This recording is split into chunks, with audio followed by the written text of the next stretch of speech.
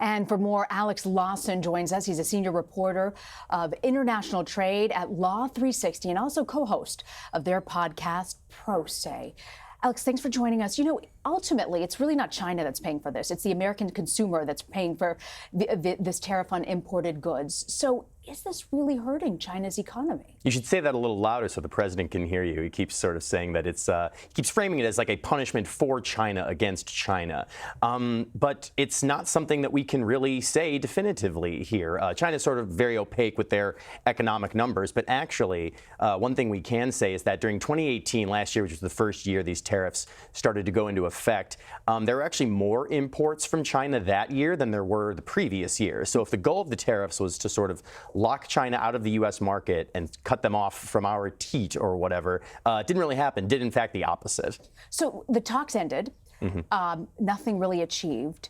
Is there a sense, and there haven't been any retaliatory sanctions, is there a sense that China might launch something coming up? Yeah, the Ministry of Commerce put out a statement in Beijing last week that basically said, we regret that we will have to take countermeasures, but they probably will. I mean, they have at every step of the way. There's no real reason to think that they would change course now. It's a matter of sort of deciding what is most, digestible for them. But yes, I would imagine, as these U.S. tariffs take hold, we can expect retaliation from China again. And the president, of course, tweeted Saturday morning about this. I want to read this to you about the sanctions. Such an easy way to avoid tariffs. Make or produce your goods or products in the good old USA. It's very simple. But, is it really, Alex, that simple? Can the U.S. compete with China's manufacturing? I mean, that's almost not even quite the way to look at it. Even if you were to able reclaim a few jobs with tariffs, in the president's ideal world, everything is made in the USA. We export all over, and then that creates jobs and all of that. But that sort of looks past the fact that there actually are a lot of import-reliant jobs in the global supply chain. People rely on, bringing things in and building them here, selling them elsewhere. Manufacturing supply chains are global now, and it's a little, Pollyannish to just think, if I impose a strict tariff regime, we will be the manufacturing hub of the 21st century. It doesn't really work that way. So the president's strategy of trying to increase U.S. manufacturing, is that something that really has teeth and could make a big difference in this trade war?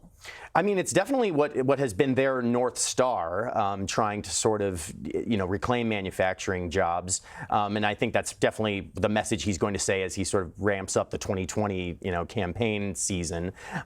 But as far as what is actually happening with the materialization of the tariffs, you're going to start to see it, especially as we move into consumer goods now. Whatever manufacturing gains there are, there's also going to be price increases, and that's going to be felt by everyday Americans. You mentioned 2020 rhetoric. Back in 2016, the president said he's going to be tougher on China. A lot of people loved hearing that. But what does it mean to be tougher on China in a way that could really help U.S.